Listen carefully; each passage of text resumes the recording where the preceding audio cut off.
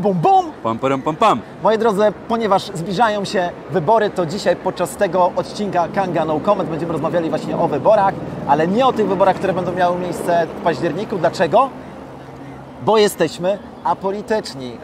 Krypto jest apolityczne, a wtedy, kiedy staje się polityczne, to przestaje być krypto. Być może Tak o tym jest. też dzisiaj coś wspomnimy. Natomiast oczywiście pamiętamy o tym, że wybory się zbliżają, ale zanim o innych wyborach podyskutujemy, no bo przecież każdy z nas każdego dnia podejmuje tysiące wyborów, albo setki wyborów, albo dziesiątki wyborów, no to chcemy Wam powiedzieć, gdzie my w tej chwili jesteśmy. Jesteśmy w Singapurze. Skończyliśmy udział w konferencji Token 2049, gdzie była cała śmietanka świata krypto. Myślę, że to jest jedno z najważniejszych wydarzeń krypto na świecie w tym momencie. No byli przedstawiciele Binance'a jako takiego w ogóle nie było, co jest bardzo zastanawiające. Tak. W ogóle nawet nie występowali, jako prelegent występował CZ i jakaś jedna osoba chyba od nich z marketingu, ale w ogóle nie mieli najmniejszego przedstawicielstwa w takiej stacjonarnej formie, że tak powiem. Było Huobi, był OKX oczywiście, OKX, pozdrawiamy chłopaków z OKX-a. Whitebit był. Whitebit. Było parę mniejszych giełd, no my byliśmy w sumie po tych najwięksi. Tak, dokładnie. Mieliśmy jedno z najciekawszych stoisk, chociaż nie najciekawsze, trzeba to uczciwie przyznać. OKX zrobił większą furorę tutaj. Pewnie dlatego, że na ich stanowisku pojawił się Daniel Ricciardo. Dla tych, którzy nie wiedzą, no to jest po prostu gość, który jeździ w Formule 1.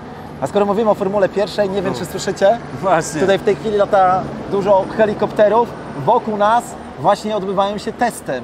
Testy w niedzielę wieczorem ma się odbyć tutaj wyścig Formuły 1, ale już od dzisiaj wszyscy trenują i testują. Zresztą to nie jest tak, żyje tym. Właśnie. To nie jest tak, że Singapur ma zamknięty tor dla Formuły 1. Tutaj ci wszyscy, którzy się ścigają się po ulicach Singapuru. Zgodnie z moją wiedzą natomiast tor w Singapurze, czy wyścigi w Singapurze są jedyne, które odbywają się nocą, czy wieczorem, wtedy, kiedy jest ciemno. Prawdopodobnie tak, chociaż pewny nie jestem. Tak, no ale jeżeli ktoś będzie ciekawy, załóżmy. Tak, to sobie w Wikipedii doczyta. No dobra, Kamil, wyborami. Wybory życiowe, wybory krajowe, wybory polityczne. W ogóle wybór jest nieodłącznym, immanentnym elementem naszego życia. Tak. Co jest najgorszym wyborem według Ciebie? To jest pytanie, od razu mówię, podchwytliwe. Najgorszym wyborem jest zły wybór. Nie. Przepraszam, możemy się nie zgodzić z Kamilem. Najgorszym wyborem jest brak wyboru. Brak wyboru. To jest jest prawda, w ogóle tak, bardzo ważne. Tak. To było podchwytliwe. Tak, ale to jest bardzo ważne, że rozmawialiśmy całkiem niedawno z Kamilem o tym, czym jest intuicja. No nie? I każdy z nas, kiedy myśli o intuicji, nieważne czy tej kryptowalutowej, czy politycznej, czy życiowej, to niektórzy z nas myślą o tym, że jest to jakiś taki element duchowości. Ja akurat się nie zaliczam do tej grupy. Ja po prostu uważam, że intuicja to jest doświadczenie naszego umysłu, naszego mózgu, który w życiu podjął już bardzo dużą ilość wyborów i za każdym razem doświadczył tego konsekwencje. A zatem, kiedy nagle czujemy jakieś przekonanie, to one wynika z tego, że do naszej świadomości nie doszło jeszcze to, co nasz mózg właśnie przeprocesował. Zresztą Tak. Daniel Kahneman, człowiek, który napisał taką książkę pod tytuł, polski jej tytuł to są Pułapki myślenia, natomiast angielski tytuł to jest System A and System B. Jeden system to jest ten, który działa właśnie w sposób świadomy, drugi podświadomy. Zresztą pewnie o nim dzisiaj też coś więcej powiemy. Im więcej wyborów podejmujemy w życiu, nawet jeżeli one się okazują czasami błędne i bolesne, tym więcej lepszych wyborów będziemy mogli podejmować w przyszłości. Dlatego każdego dnia im więcej tych wyborów podejmujemy, tym lepiej. No i każdy wybór jest lepszy niż brak wyboru. No właśnie to jest to, co powiedzieliśmy na początku. Myślę sobie, że ten, kto podjął, nie wiem, przyjmijmy jakieś wartości, bo myślę, że nikt tego nie skwantyfikował nigdy, ile wyborów w ciągu swojego życia podejmujemy, ale jeżeli ktoś podjął w życiu 1000 wyborów więcej niż przeciętna, to ostatecznie jego wybory są lepsze. Tak. Nawet jeżeli w jego życiu, bo tak. My przecież się poprawiamy. Tutaj nie wiem, czy kiedyś o tym mówiłem na No Comments albo na kwadransie z Kangą, ale był kiedyś taki pisarz, który był urzędnikiem pocztowym. Albo listonoszem, albo pracował na poczcie. Zresztą spróbuję znaleźć. Wiem, że my często obiecujemy, że wstawimy coś w linku, a później tego nie wstawiamy, ale spróbuję to znaleźć i podesłać tak, żebyśmy wstawili informacje o tym pisarzu. Tak czy inaczej, on nie był wybitnym pisarzem. On był urzędnikiem pocztowym, natomiast przyjął sobie kiedyś taką zasadę, że każdego dnia rano, nieważne czy są święta, czy nie ma świąt, czy się dobrze czuje, czy się źle czuje, każdego dnia rano siadał i przez godzinę pisał książkę. Okej. Tak, i nawet tak mocno trzymał się swoich tutaj wyborów, O, że pani nam przeszła przed kadrę, ale nic. Tak, pani chce być sławna. Nawet tak mocno trzymał się swoich wyborów, że kiedy w ciągu tej godziny on kończył rozdział albo książkę, to podobno od razu brał kolejny arkusz papieru i pisał. To były chyba jeszcze te czasy, że się pisało, no, z tego co pamiętam, to on pisał ołówkiem, ale pewien nie jestem. Koniec końców ważne jest to, że każda jego kolejna książka była lepsza. I wniosek z tego jest taki, że jeżeli cokolwiek robimy... Myślisz, że nas słychać? Mam nadzieję. Tak. Wniosek z tego jest taki, że jeżeli cokolwiek robimy często, to choćbyśmy nie wiem jak bardzo byśmy się nie starali, my się stajemy w tym czymś lepsi. Tak. Wniosek, który wyciągamy, jeżeli chodzi o kwestię wyborów. Im więcej wyborów podejmujesz w ciągu życia, w ciągu godziny, tym one będą po prostu lepsze w przyszłości i Twoje życie powinno być lepsze również w przyszłości, co oczywiście nie jest gwarancją. Pogadajmy o możliwych wyborach. Powiedzmy może o pierwszym wyborze, który nas wszystkich tutaj zaskoczył. Chodzi o giełdę Huobi. Huobi. Która już chyba nie jest giełdą Huobi. No nie, będzie nazywała się HTX. HTX, tak. Tak. HTX. Dlaczego ta nazwa? I od razu powiedzmy tak. Samo brzmienie HTX czy HTX brzmi dobrze. No tak, i łączy się bezpośrednio z tym, czym jest HTX. To chodzi o to, że token giełdowy Huobi to jest token HT. Reszta, czyli X, to jest exchange, czyli HT od tokena I i X od wymiany, no, od exchange po prostu. No, tak? dokładnie. No i natomiast kojarzy się niestety bardzo źle z innym słowem. FTX. Z FTX-em. I to jest właśnie ciekawe, że taka decyzja została podjęta. Faktycznie jak Justin Sun przychodził obok nas i tutaj okrył nas swoim słonecznym wdziękiem, no to miał na swojej koszulce właśnie napis HTX czy HTX. To też jest ciekawe w ogóle i też pewnie możemy kiedyś o tym porozmawiać, czy Justin Sun jest właścicielem tej giełdy, czy jest tylko advisorem, czy kim on tam jest. Nie wiadomo. Myślę, że konstrukcja prawna jest tak skomplikowana, że ciężko będzie to. Ostatecznie mi się wydaje osobiście, że on jest tam po prostu właścicielem. Tak, też myślę. Ma istotny wpływ na działalność tej giełdy. No ale właśnie, taka decyzja została podjęta i ten wybór nas zaskakuje. Chociaż zobacz, że o ile mamy skojarzenie HTX z FTX-em, to nie masz takiego skojarzenia, kiedy mówisz OKX. OKX, no sama nazwa jest bardzo pozytywna, no bo OKX, tak? Czyli to można różnie tłumaczyć, no same OK jest uniwersalne na całym świecie i kojarzy się z czymś pozytywnym, tak? Czyli z dobrą wiadomością, dobrą odpowiedzią, zgodą.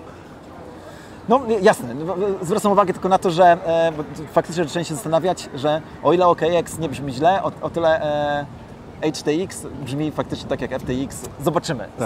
Tak. Ostatecznie myślę, że im to jakoś szczególnie nie zaszkodzi. No ale jeżeli zmienili nazwę, no to no, też zobaczymy. uważam, że sami mamy doświadczenia po rebrandingu. Myślę, że to nie była zmiana, która nastąpiła w miesiąc, tylko planowali to od dłuższego czasu. Mogli mieć przygotowania zanim FTX padł, no i tam była pewnie ostra dyskusja w gronie zarządu, czy kontynuować ten proces, czy go nie kontynuować, no bo to zmiana takiego brandu to nie jest 2 miesiące, tak, umówmy się. No, a czy pamiętasz z polskiego podwórka zmianę nazwy wielkiej polskiej marki? Kojarzę takiej zwanej wielkiej marki, która jest związana z krypto i też uważam, że nie była zbyt trafiona, no ale to może nie poruszajmy tego tematu, żeby nie drażnić. Ja nawet w tą stronę nie szedłem, chociaż chodzi Ci o Zondę oczywiście. Tak, oczywiście. Zwróć Moim skromnym zdaniem BitBay była zdecydowanie lepszą nazwą dla giełdy kryptowalut. Jesteśmy nad Marina Bay, także Bay, Zatoka, BitBay, Zatoka, krypto. Ale pamiętam, jak spotkaliśmy się z naszym doradcą od brandingu, który powiedział, że nazwa nam się bardzo dobrze trafiła. Tak. Miał duże wątpliwości co do naszego starego loga. Tam nawet nas krytykował za to dość mocno, ale o tyle powiedział, że Kanga to jest dobra nazwa, dlatego że zapada po pierwsze w pamięć, a po drugie ma zgłoskę wybuchową w środku. Jak coś wybucha, G albo D w środku, to brzmi to dobrze i tutaj trzeba zwrócić uwagę, że Zonda również brzmi pod tym względem dobrze. Ale mi chodziło o coś innego. Mi chodziło o CPN i Orlen. Ponieważ... To był ciekawy wybór też. I tutaj wchodzimy też w grę trochę wyborczą, bo ja z jednej strony uważam, że to był zabieg wyborczy wtedy, bo jakby osoby, które robiły rebranding dla Orlenu, czyli całość zmiany całego brandingu, wszystkich stacji, całego przedsiębiorstwa, no to zostało sfinansowane ze spółek Skarbu Państwa. No i później w postaci następnych wyborów mogło być zwrócone tym politykom, którzy doprowadzili do tego rebrandingu, tak? Znaczy, wiemy o tym, że spółki Skarbu Państwa, niektórzy wyznają taką teorię, że spółki Skarbu Państwa tak naprawdę są takim mechanizmem, żeby właśnie wspierać partię rządzącą, bez względu na to, jaka partia rządzi, to, żeby było to jasne. Ale mi chodzi o to, że słyszałem zarówno pełne poparcie zmiany marki CPN na Orlen, jak i pełną krytykę. Okay. Krytyka mówiła o tym, że CPN w Polsce kojarzył każdy. To znaczy, jak się szło na jakąkolwiek stację benzynową, to się mówiło, że się idzie na CPN. No do tej pory starsze pokolenia mówią w ten sposób, tak? Że gdzie jest CPN najbliższy, bo jedziemy do CPN-u. To takie zjawisko, że my jakąś gamę produktów nazywamy nazwą jakiejś marki, jakoś tam się nazywa, tak. Adidas, Pampers. Dokładnie. I coś takiego udało się osiągnąć w Polsce, więc pod tym względem ta nazwa, jakby zmiana tej nazwy przez ludzi, którzy krytykują, mówią, że to było po prostu niewłaściwe. Natomiast rzekomo słowo CPN, czy ten akronim CPN, Centrala Paliw Naftowych. Tak, wzbudzała negatywne skojarzenia, że to były stacje, które były źle prowadzone, tak. No i tutaj właśnie taki wybór został podjęty. No ale skoro mowa o wyborach, to powiedz mi, Kamil, czy ludzie podejmują racjonalne wybory, czy nie? Myślę, że w większości nie. Tak. To jest w ogóle bardzo ciekawe. Zazwyczaj ludzie, no to już rozmawialiśmy o tym też dzisiaj wcześniej, ludzie mają tendencję do tego, żeby chwytać coś, co jest szybkie i łatwe do zdobycia, zamiast racjonalizować sobie wybór i poświęcić więcej pracy i mieć dużo więcej w przyszłości. W ogóle na pierwszych zajęciach ekonomii mówi się o tym, że ekonomia jest właśnie nauką o wyborze w warunkach tego, gdy dobra czy zasoby są ograniczone. No bo tak. Tam, gdzie wszystko jest nieograniczone, tam wyborów nie trzeba podejmować. Nie ma takiej sytuacji nigdy. Zawsze ograniczone mamy czas, pieniądze, nasze możliwości, więc musimy podejmować jakiś wybór. No i okazuje się, że w gronie noblistów z ekonomii mamy ekonomistów, tak. Ale mamy również nieekonomistów. Mamy pewne dwie frakcje bardzo wyraźne. Był taki matematyk, który się nazywał Keynes. On jakby nie sprzyjam jemu, ale on faktycznie gdzieś tam na początku poprzedniego wieku zaczął rysować wykresy, wielkość popytu, wielkość podażu, krzywe jakieś tam się układały i on zaczął udowadniać, że jeżeli państwo będzie interweniować na przykład, no to pewne wartości zaczną się podwyższać, takie jak zarobki i tak dalej. No, zresztą takim podejściem... Nie jestem zwolennikiem tego podejścia. Nie, ale nawet jakby dowodem, jakby pozostałością po takim myśleniu matematycznym jest minimalna krajowa, która funkcjonuje w wielu układach politycznych i ekonomicznych. Ona po prostu zawsze jest tak, że jak na kartce papieru zwiększymy to, ile zarabiają, powiedzmy, najmniej zamożni, no to oznacza, że gospodarka będzie szła do przodu. No w praktyce okazuje się, że tak nie jest. Ale co ciekawe, właśnie jak spojrzymy na historię Nagród Nobla z dziedziny ekonomii, no to zwłaszcza w początkowym okresie istnienia tej nagrody, te nagrody dostawali również matematycy. Ale z czasem okazało się, że te nagrody zaczęli dostawać psycholodzy. No bo przecież, jak się okazuje, pierwotnie ekonomiści zakładali, że my podejmujemy decyzje racjonalnie, czyli zgodnie z literą cyfry, zgodnie z literą cyfry. Grubo pojechałem. Zgodnie z matematyką, zgodnie z równaniem i tak dalej, ale tak nie jest, no bo podejmujemy decyzje z impulsów zazwyczaj, tak. I naszych emocji, więc dzisiaj w ogóle uważam, że ekonomia jest nauką przede wszystkim psychologiczną, bardziej psychologiczną niż matematyczną. Daniel Kahneman, ten człowiek, o którym powiedzieliśmy, który właśnie jest psychologiem, który dostał Nagrodę Nobla za swoje badania. Wszystkim polecamy książkę Pułapki myślenia. Opisuje bardzo wiele eksperymentów, które pokazują, że jesteśmy nieracjonalni. No to nieracjonalne to jest to, co mówiliśmy wcześniej, tak ja wspomniałem, tak. No, że wolimy nagrodę krótkoterminową, zamiast skupić się na tym, że przy minimalnie większym wysiłku możemy mieć dużo więcej w przyszłości, no ale to jest pułapka właśnie, że bierzemy coś, co jest teraz, na bieżąco możemy to chwycić w danym momencie, a nie, że możemy odwlec coś na chwilę i dostać dużo więcej. No to jest łatwiejsze zdobyć po prostu, tak? Tak. No i mam do Ciebie pytanie. Czy gdybym mógł Ci dzisiaj dać 5 zł pewne w tej sekundzie, albo bym Ci powiedział, że rzucimy kostką, która ma 1000 krawędzi, 1000 ścianek i jeżeli wylosuje się akurat ta odpowiednia ścianka, to dostaniesz 5000.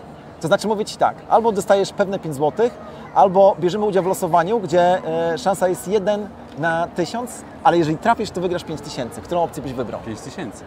Dobra. To teraz mam do Ciebie drugie pytanie a propos wyborów. gdybym dał Ci teraz taką opcję, że dostajesz tutaj 100 000, pewne 100 000 teraz Ci daję, ale rzucamy tą kostką i jeżeli trafimy, uda Ci się wylosować ten los 1 na 1000, to dostaniesz 1000 razy więcej niż 5000. To będzie akurat 1000 razy 5000, 5 milionów. To co wybierasz? No właśnie. 1000 razy więcej niż 100 000. I tu mamy pułapkę. No.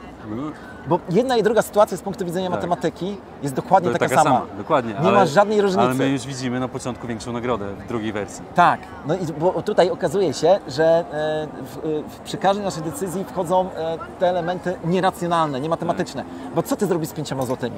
Nic. No nic nie zrobisz, no nie? Ale to jesteś gotowy jakby zrezygnować z tego, bo Ty nawet tego nie przeżyjesz. Ale jak wygrasz te 5000, to sobie myślisz, kurde, naprawdę wygrałem jakiś tam los na loterii. Tak. Ale kiedy przychodzę dokładnie z tym samym równaniem i mówię, dam Ci teraz 100 000, to już nie chcesz podejmować ryzyka, które z punktu widzenia matematyki jest dokładnie takie same. Tak. Dlaczego? Dlatego, że ze 100 000 możesz coś zrobić. Tak. No i to jest w ogóle właśnie bardzo, bardzo ważne. Każdy, kto myśli o ekonomii, o wyborach, które my jako ludzkość podejmujemy, że to są wybory racjonalne i przemyślane, po prostu popełnia błąd i to jest już udowodnione metodą naukową. Tak jest. No, widzimy, że tak właśnie jest. Ok, wracamy po krótkiej przerwie, musieliśmy sprawdzić, czy wszystko działa. Tak. Przeszkodzili nam tu tłum, Gapiów przyszedł nas oglądać, także musieliśmy ich przegonić. Dokładnie tak. Wspomniałeś, Kamil, o tym, że... Myśleli, że Sławek jest żony Malkowiczem. W okularach. Tak. Dobra, wracamy. Mówiłeś o tym, że dowodem naszej nieracjonalności jest właśnie to, że coś, co możemy mieć teraz, często jakby przesłania nam obraz tego, co możemy mieć później i znacznie więcej. No taka jest natura ludzka, tak można powiedzieć, nie? Słyszałeś kiedyś o eksperymencie Marshmallow? Słyszałem, ale bardzo chętnie usłyszałbym jeszcze raz od Ciebie i myślę, że Wy też chętnie usłyszycie o tym. To jest ciekawy eksperyment właśnie. Zgodnie z moją wiedzą to jest najdłuższy eksperyment w historii. Tak. Jego pierwszy etap trwał bardzo krótko, ale drugi etap trzeba było czekać 30 lat, żeby zobaczyć, jak wygląda sprawa. I oto okazuje się, że wybrano kiedyś losowo grupę dzieci. Nie pamiętam dokładnie, ile tych dzieci było, ale każde dziecko zostało zamknięte w pokoju. Dla jasności pokój był bezpieczny, dziecko czuło się tam bezpiecznie i osoba, która przeprowadzała eksperyment, mówiła do dziecka: słuchaj, masz tutaj marshmallow. Co to jest marshmallow? To są te takie pianki. Tak.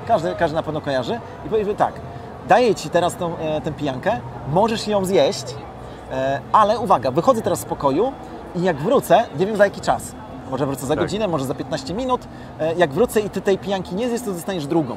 A jak wrócę i będzie ona zjedzona, to już koniec, to po prostu ten. To zjadłeś piankę i nie masz drugiej. Tak, dokładnie. No i nagrywano oczywiście te dzieci. Te dzieci, które okazały się takie najbardziej wytrwałe, cierpliwe, to naprawdę włożyły w to dużo serca. Bo na przykład takie dziecko szło... Właśnie przed chwilą wjechał w nas rowerzysta, to znaczy nie w nas, ale w kamerę, ale udało się.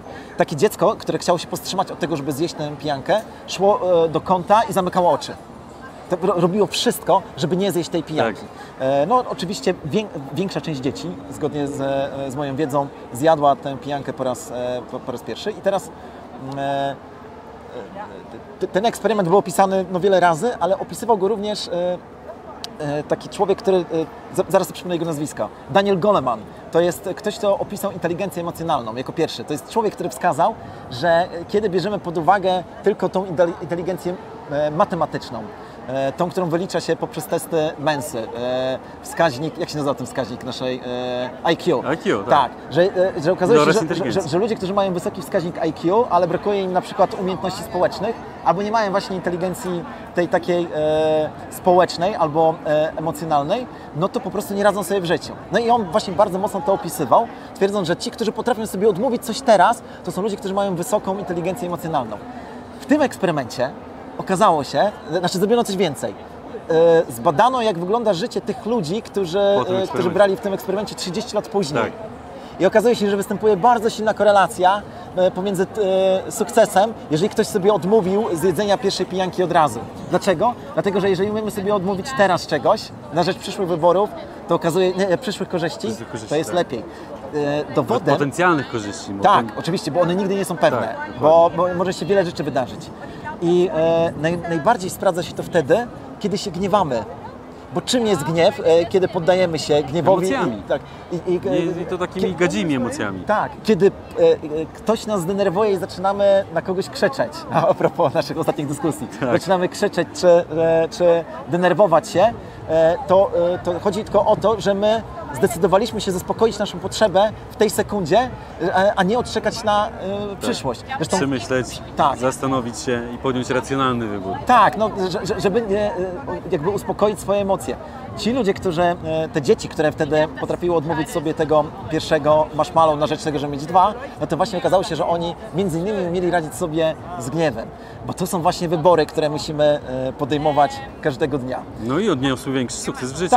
Tak. No bo pytanie, czym jest właśnie oczywiście To sukces? następna pani, także przepraszamy Jest okej, was, nie ma problemu. No właśnie, więc jak zdamy sobie sprawę z tego, że to, co wpływa na nasze decyzje, że jest nie tylko jakby wymiarem matematycznym, tylko właśnie psychologicznym, emocjonalnym, społecznym, no to jest nam o wiele prościej. I co ciekawe, kiedy myślę o Bitcoinie, albo jeszcze zanim przejdziemy jeszcze do Bitcoina, już możemy wejść do wątek kryptowalutowy. Ja Ci zadam jedno pytanie, Sławku, bo myślę, że narzuca się to wielu osobom, które są związane ze światem kryptowalut. Dlaczego Bitcoin? Dlaczego wybrałeś Bitcoina? Dlaczego skierowałeś się w stronę tych finansów, które są właśnie niepewne? Jest jeden element, który jest zupełnie, jakby nie ma dużo wspólnego z tą racjonalnością ekonomiczną, finansową, ale jest dla mnie bardzo ważny. Bitcoin bardzo mi się kojarzy z wolnością. To jest zresztą to, co myślę, że w Kandze widać, tak? Że stawiamy przede wszystkim na to, żeby być wolnym. Dostrzegamy to, że regulacje ograniczają naszą wolność, że regulacja nie jest młodszą siostrą Bitcoina. No, i o regulacjach już gadaliśmy tak dużo, na pewno dużo będziemy gadać, że nie musimy też o tym rozmawiać, ale dla mnie to nie była na początku czysta kalkulacja taka, że to jest ograniczone dobro, że ja pomyślałem sobie, to jest coś, co sprawia, że ludzie mogą być naprawdę wolni i kiedy mówię o tym, że mogą być naprawdę wolni, to nie mam na myśli tylko tej wolności finansowej. No bo ona się czasami trafia, czasami nie. Ale ja mogę być wolny, bo mogę dysponować swoimi środkami i nad tymi środkami żadna instytucja nie ma nadzoru. No ale tutaj wchodzimy w to właśnie taką klamrą możemy spiąć, że czy to był racjonalny wybór, czy bardziej intuicja, która Cię skierowała na to? Na początku była to intuicja. No właśnie. Zresztą ja myślę, że większość wyborów, które w życiu podjąłem, to są wybory intuicyjne. Ja akurat zaliczam się do tych ludzi, którzy... I teraz to zabrzmi źle, ale nie potrafię tego inaczej powiedzieć, a myślę, że każdy z nich zrozumie, co chcę powiedzieć. Uważam, że im dłużej przygotowujemy się do podjęcia jakiejś decyzji, zwłaszcza dzisiaj, tym więcej tracimy. Tak.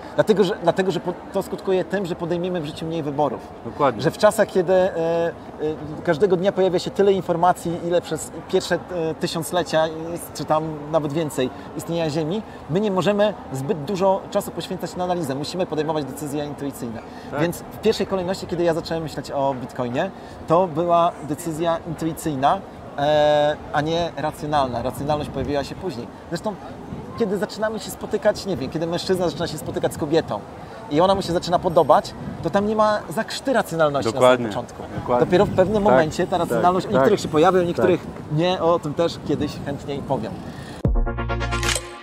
Ale w świecie kryptowalut jest pewien mechanizm wyboru, o którym rzadko kiedy się mówi. To jest proof of work. Proof of work, czyli dowód pracy tak zwany. Dowód pracy. Coraz mniej kryptowalut tak naprawdę korzysta z tego. Proof of stake i inne jak gdyby potwierdzenia, bo jest więcej. To nie jest tylko dowód pracy i dowód ojejku, jak się tłumaczy proof of stake? Dowód puli. Dowód puli, tak. Jeżeli ich jest więcej, też kiedyś chętnie możemy o tym porozmawiać, ale tam, gdzie jest proof of work, to okazuje się, że dochodzi do niesamowitej konkurencji, taka kryptowaluta, która decyduje się opierać o mechanizm proof of work, musi konkurować u górników. Tak. No bo przecież ilość górników na świecie jest ograniczona. No, każdy górnik podejmuje decyzję, jakie koparki kupuje. Niektóre koparki są dedykowane do konkretnej kryptowaluty, niektóre do kilku, ale optymalne są na przykład przy wydobywaniu właśnie jakiejś konkretnej. I tutaj następuje ta konkurencja. Więc za każdym razem, jak słyszę o tym, że powstaje jakaś kryptowaluta, która jest proof of stake, no to gdzieś tam mam jakieś wątpliwości. No bo właśnie fakt, że istnieją kryptowaluty, które sprawiły, że bardzo duża grupa ludzi zdecydowała się wydać część swojego majątku na to, żeby zakupić koparki, a później opłacać prąd na rzecz przyszłych zysków, no świadczy o tym, że to jest potwierdzenie pewnej wiarygodności, która stoi za tą kryptowalutą. No i ten wybór jest tym elementem, który mi się też zawsze podoba. Możemy jednak trochę o polityce porozmawiać, ale w jej historycznym ujęciu, bo też rozmawialiśmy o tym wczoraj wieczorem i myślę sobie, że warto o tym wspomnieć. Transformacja ustrojowa. Tak, transformacja ustrojowa i też pytanie, to o czym mówiliśmy wcześniej, że można było pewnych reform nie przeprowadzać, ale nie byłoby takich korzyści, jakie mamy dzisiaj, ale czy to był jedyny... To był trudny wybór, który dał w kość połowie Polaków. Tak, no bo właśnie mówimy o reformie Balcerowicza, czy o planie Balcerowicza, który wszedł w życie, jeżeli dobrze pamiętam, 1 stycznia 90 roku. Plan, który tak naprawdę sprawił, że do czasu pandemii Polska rok do roku rejestrowała wzrost gospodarczy. Cały czas, tak. Nie było tego wzrostu chyba pomiędzy rokiem 90 a 91, no bo wtedy ten plan wdrożony jakby zaczął wszystko weryfikować. Efekt tego jest taki, że właśnie Polska faktycznie stała się silna gospodarczo. Mówi się o tym na świecie, że Polska jako... Tygrys Europy. Znaczy państwo demoludów, tak? Najlepiej wykorzystało swoją szansę i tak chyba faktycznie jest, ale czy to była dobra decyzja? No uważam, że była dobra decyzja, bo jeżeli spojrzymy historycznie na to, co się wydarzyło na Ukrainie, oni byli w tej samej sytuacji co my.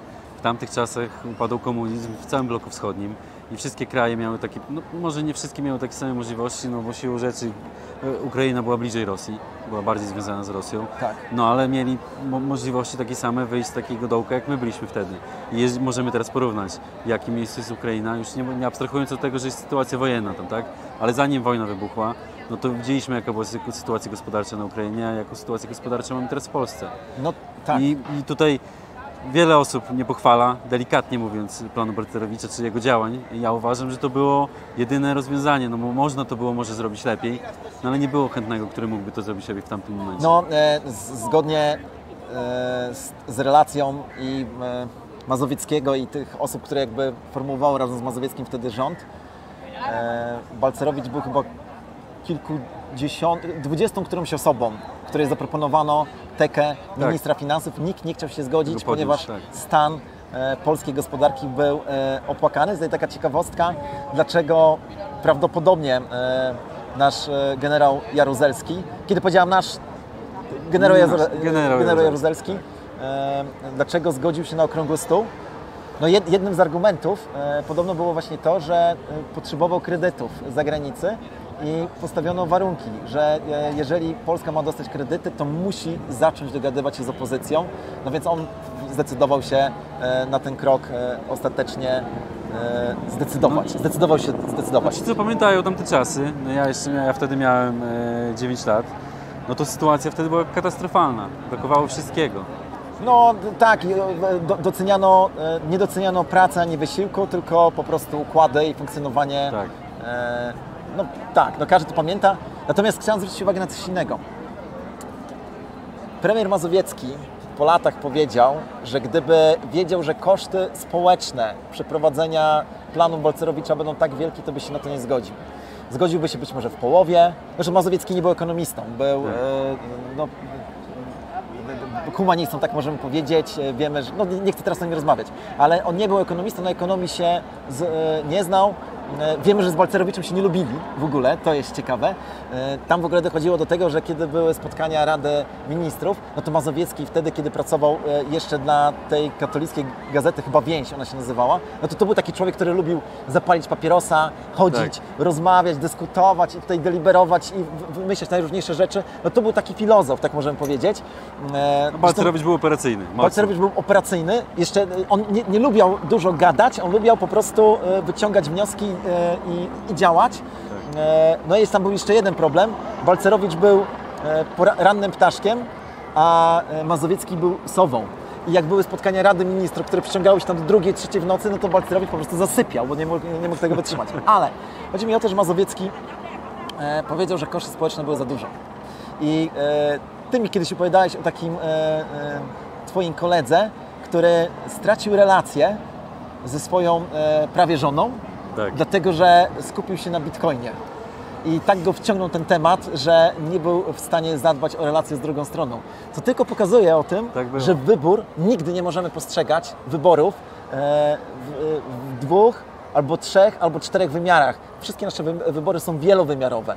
I zawsze konia z rzędem temu, który potrafi te wymiary, czy te kryteria odpowiednio dobrać. Myślę, że to jest niemożliwe, że możemy, tutaj nawiązuję do tego, jak rozmawialiśmy też o tym, jak w książce Steve'a Jobs opisał swoją historię, jak znalazł się na miejscu, w którym był, już był prezesem Apple'a i była to wielka korporacja, jedna z największych na świecie. No to on powiedział, że te wybory, które miał do czasu, aż się pojawił na tym miejscu, czy zdał sobie sprawę, jak to się stało, one były totalnie według niego nieracjonalne. Że to były wybory, które nie były ze sobą w ogóle powiązane w żaden sposób, czysto intuicyjne, że chodził na przykład na zajęcia z kaligrafii. I później cały styl Apple'a opierał się na tym, że było to bardzo czyste, minimalistyczne. Tak? I gdyby nie to, że on się uczył tej kaligrafii i przemycał to w każdy możliwy sposób do tego Apple'a, no myślę, że Apple nie byłby tak... On nawet powiedział lepiej, że gdyby nie to, że on chodził na tą kaligrafię, to Windows byłby dzisiaj bardzo brzydki. Dlaczego? Tak. Bo Windows wszystko kupuje z Apple'a. Także tak to wygląda. No i to można tą historię jego właśnie prześledzić tylko wstecz, tak? Czyli to były wybory, które podejmował, które były bardziej intuicyjne, bo on sam mówił, że on nie wiedział, dlaczego to robił. Ale ufał intuicji. Natomiast skądś ta intuicja się wzięła i to nie jest tak, że... Bo czasami mówimy, że słuchamy naszej intuicji i to jest jakaś forma usprawiedliwienia naszych błędnych decyzji, ale faktycznie możemy w ten sposób, może nawet i zakończyć, zaraz przejdziemy do ciekawostek. Trenuj intuicję. Trenuj intuicję, a możesz ją trenować tylko w jeden sposób, poprzez podejmowanie jak największej ilości wyborów i wyciąganie z tego wniosków. Tak, no czasy są trudne, bo tak jak powiedziałeś, no ilość informacji, którą mamy i ilość decyzji codziennych, które musimy podjąć, jest to olbrzymie, gigantyczna, można powiedzieć. No bo człowiek, który żył kilkaset lat temu, no nie chcę mówić, że to byli prości ludzie, ale mieli proste życie, tak? Bo tych decyzji, które musieli podejmować, nie było dużo. No nie liczę tutaj jakichś inżynierów czy ludzi, którzy pracowali naukowo, no bo to wiadomo, że mieli wtedy zagwozdki i tym bardziej rozwijali przyszłość, technologię, to oni mieli zajęcia, ale tak ogólnie ludzie, którzy byli pospolici ludzie, to nie było trudne życie, tak? Oni nie mieli dużo do wyborów, a my w tym momencie musimy podejmować ich setki, tysiące, tak jak powiedziałem, dziesiątki tysięcy i każdy taki wybór uczy nas doświadczenia. I lepiej podjąć jakąkolwiek decyzję niż się podjąć żadnej i trzeba wziąć odpowiedzialność za to przede wszystkim, tak? Tak, bo jeżeli bierzemy odpowiedzialność, to czujemy konsekwencje i możemy wyciągać i doświadczenie. Wnioski. Dokładnie. Dobra, jakie masz ciekawostki? No ja już, skoro jesteśmy w Singapurze, no to taki fakt, ciekawostka, no to fakt. I ciekawostka zarazem, tak? No. Bo w Singapurze, nie wiem czy wszyscy wiedzą, totalnie zakazane jest guma do rzucia. Tak. Nie można jej sprzedawać w żadnym sklepie, nigdzie jej nie kupi się tutaj, w żadnym miejscu nie można kupić gumy do rzucia i zabronione jest wożenie ich na teren Singapuru w większych ilościach. No, można sobie przywieźć jakąś gumę do rzucia w paczce, ale jak złapią was na ulicy i będziecie jeść gumy do rzucia, to baty i $1000 kary. I to jest moja ciekawostka. Miałem inną powiedzieć, ale pomyślałem, że powiem tą. W Singapurze, czyli prawie, albo w jednym z najbardziej rozwiniętych państw Azji, obok Japonii, obowiązuje do dzisiaj kara chłosty i kara śmierci. Kara śmierci obowiązuje za obrót narkotykami. Jeżeli ktoś wjedzie tutaj z narkotykami albo handluje narkotykami, to musi się liczyć z tym, że zostanie skazany na śmierć. Zgodnie z moją wiedzą, ostatni wyrok został wykonany właśnie za narkotyki w lipcu tego roku. Także panuje tutaj wielki porządek. Powiesili chyba kogoś. Kobietę.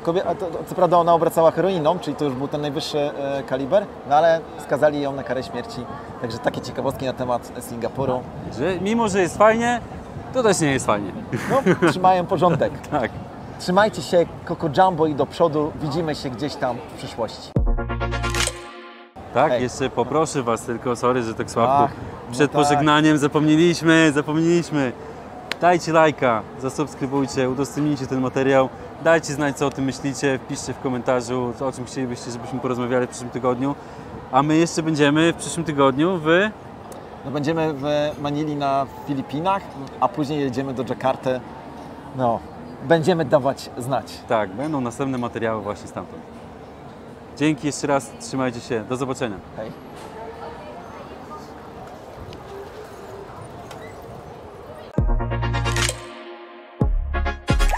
Nagrywa się. Dobra. Masz pakt w ogóle do siebie? Nie mam. Ale zaraz znajdę. Tak mnie wszystko rozprasza, że ja nie mogę się skupić w ogóle na tym, co chcę powiedzieć za 5 sekund. O. Dobra. No to. Moi drodzy, ponieważ zbliżają się wybory. Chociaż na kogo będziesz głosował? Pomidor. Pomidor. Właśnie to jest prawidłowa odpowiedź. Nie było chujowi.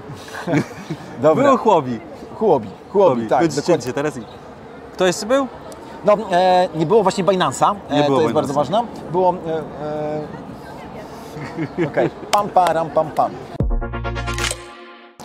Chłobi. OKX. Nie klei nam się teraz. Dobra, to się wytnie. Zacznijmy od początku. Dobra.